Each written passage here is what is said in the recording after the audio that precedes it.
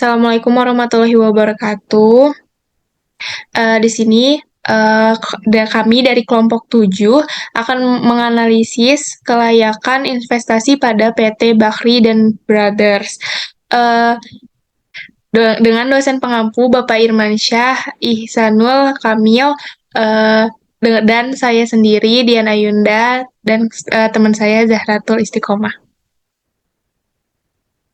Oke, pembahasan kali ini adalah pertama profil perusahaan, lalu studi kasus, lalu metode pembahasan, lalu hasil pembahasan dan kesimpulan, lalu saran. Yang pertama ada profil perusahaan. PT Bahri Brothers merupakan perusahaan terkemuka yang ada di Indonesia dengan bisnis yang berfokus pada bidang infrastruktur, telekomunikasi, dan perkebunan yang berkantor pusat di Jakarta.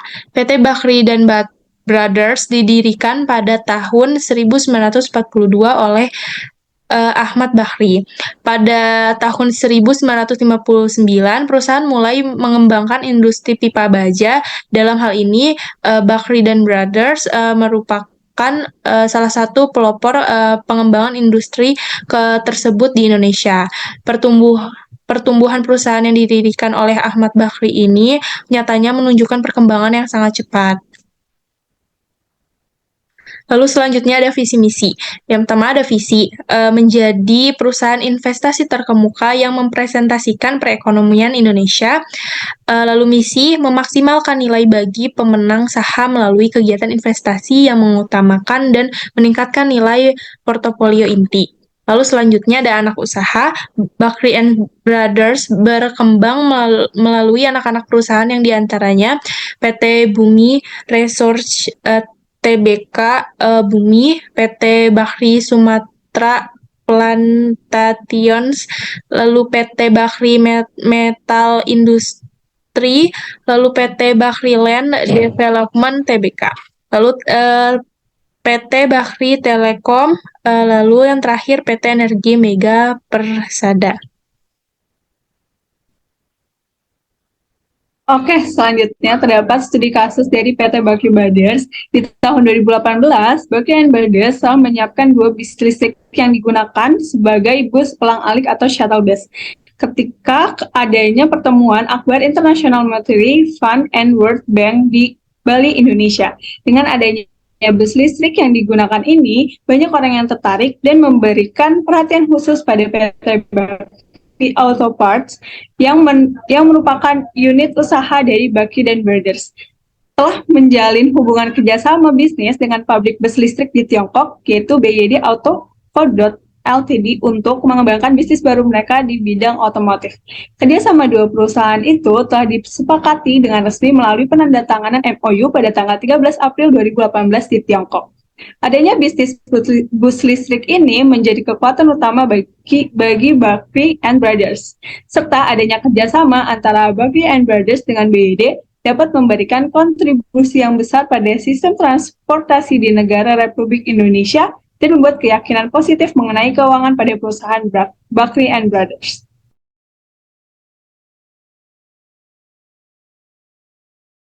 Oke, selanjutnya ada metode pembahasan analisis SWOT. Yang pertama ada strength.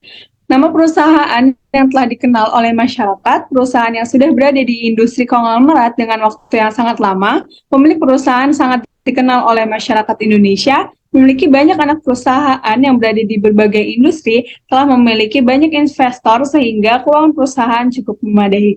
Dan weakness dari PT Bakri Brothers ini adalah reputasi perusahaan yang kurang baik karena banyak kasus yang melibatkan Bakri and Brothers, memiliki utang dengan perusahaan lain, serta tidak semua anak perusahaan Bakri and Brothers memiliki profit.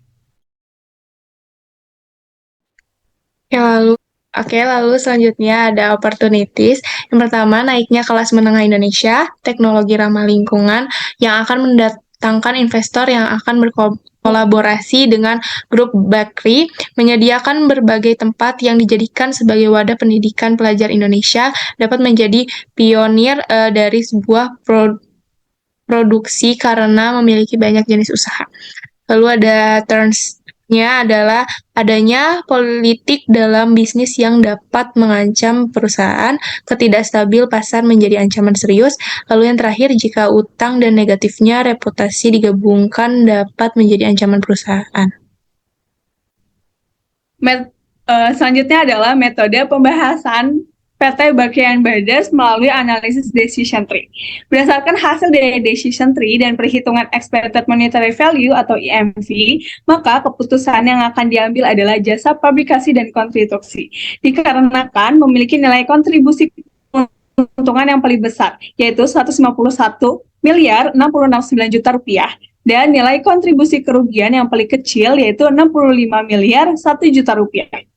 Probabilitas ini didapatkan dari perhitungan dengan mengamati seberapa sering suatu kejadian terjadi dalam subset data yang relevan pada setiap simpul subsektor investasi. Oke, lalu selanjutnya ada metode pembahasan segmentasi pasar.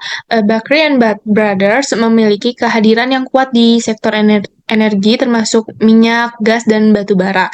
Mereka memiliki perusahaan anak seperti PT Energi Mega Persada yang fokus pada eksplorasi dan produksi minyak dan gas, serta PT Bumi Research yang merupakan perusahaan batubara terbesar di Indonesia.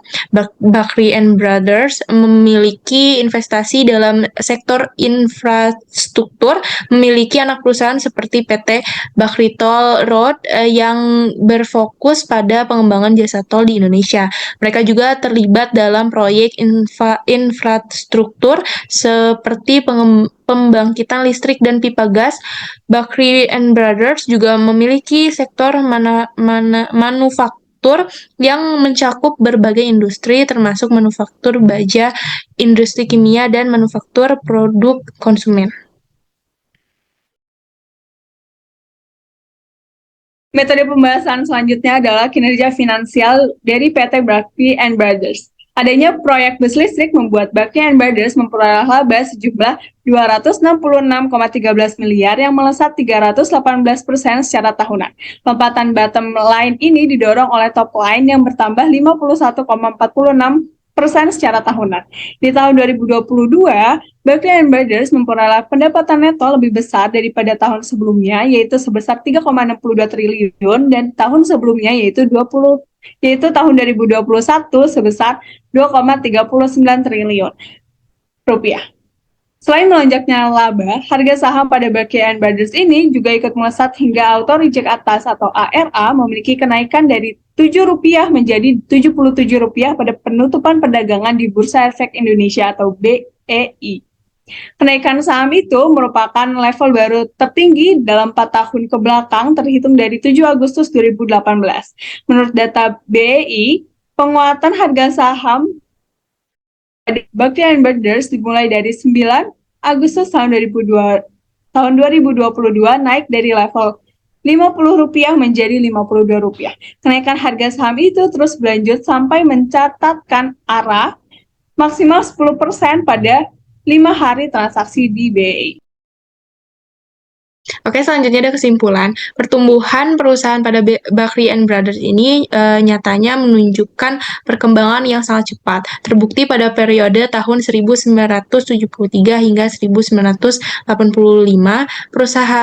perusahaan mampu melakukan ekspansi dalam industri baja, logam, dan beberapa proyek infrastruktur lainnya. Selain itu, Bakri and Brothers mengalami kenaikan pada laba yang melesat, akan tetapi memang harus melihat kondisi yang tepat karena tren global seringkali menunjukkan pemulihan ekonomi yang cenderung belum stabil. Maka dari itu, keputusan yang akan kami buat adalah kami akan berinvestasi pada PT Bakri dan Brothers karena dilihat dari informasi dan penjabaran di atas bahwa BNBR merupakan perusahaan yang memiliki kenaikan saham yang tinggi dan cepat untuk berkembang, sesuai juga dengan misi pada PT Bakri and Brothers, bahwasannya perusahaan akan memaksimalkan nilai dan dengan kegiatan investasi yang memberikan investor keuntungan serta akan ada peningkatan nilai dari portofolio inti.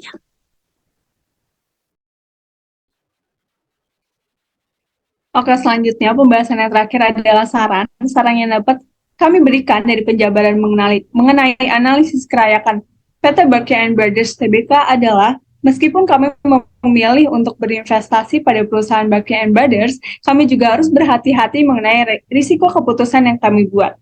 Karena perlu kita ketahui bahwa perusahaan Bakhia Brothers memiliki reputasi yang negatif serta memiliki utang pada perusahaan lain.